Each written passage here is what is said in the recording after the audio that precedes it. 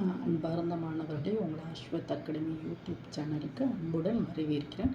இன்றைக்கி நம்ம சார்பு அப்படின்னு ஒரு டாப்பிக்கில் பார்க்க போகிறோம். அதில் பயிற்சின்னு 1.3 அதில் f = x, y such that x and y belongs to N மற்றும் y = 2x ஆனது எண்ணின் மீதான ஓர் உறவு என்க. மதிப்பகம், துணை மதிப்பகம், வீச்சகத்தை காண்க. இந்த உறவு ஒரு சார்பாகுமா அப்படின்னு கேள்வி கேட்டிருக்காங்க. இப்போ நம்ம எக்ஸ் அப்படின்னு ஒரு கணம் எடுத்துக்கணும்.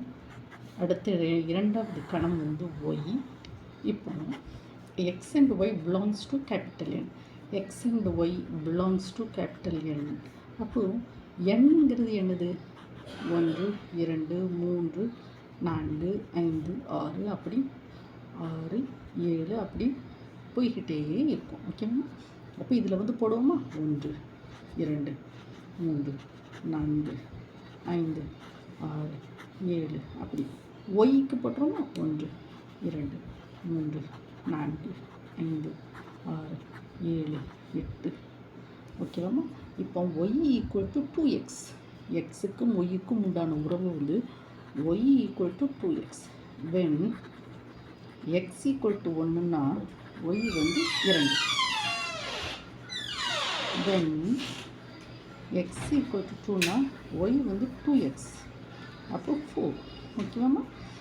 பாருங்கம்மா, எக்ஸ் 1 இருக்கச்சுன்னா ஒய் 2, எக்ஸ் 2 இருக்கச்சுன்னா ஒய் 4. இதெல்லாம் ஒரு உறவு. ஓகேவாம்மா? when x = 3, y = 2x. So y = 6. x = 3னா y = 6. ஓகேவாம்மா? when x = 4, y = 2x. y = 8. y = 8. ஓகேவாம்மா? இப்போ புரிஞ்சுதாம்மா? இப்போ நம்ம உறவை டிஃபைன் பண்ணிட்டோம். ஒரு 9 10 போடுவோம். x = 5னா y = 10. ஓகேம்மா? இதை டிஃபைன் பண்ணி when x = 5, y = 2x, that is y = 10. y = 10. ஓகேவாம்மா? இப்போ இந்த உறவுகள் எல்லாத்தையும் நம்ம டிஃபைன் பண்ணிட்டோம். மதிப்பகம், துணை மதிப்பகம், வீச்சகத்தை காண்க. அப்போது பார்ப்போமா? எஃப்பின் மதிப்பகம். எஃப்பின் மதிப்பகம் என்ன? எஃப்பின் மதிப்பகம் என்ன வரும்? 1 2 1 2 3 4 5 6 அப்படியே போய்கிட்டே இருக்கும். ஓகேவாம்மா? எஃப்பின் துணை மதிப்பகம். எஃப்பின் துணை மதிப்பகம் என்ன வரும்?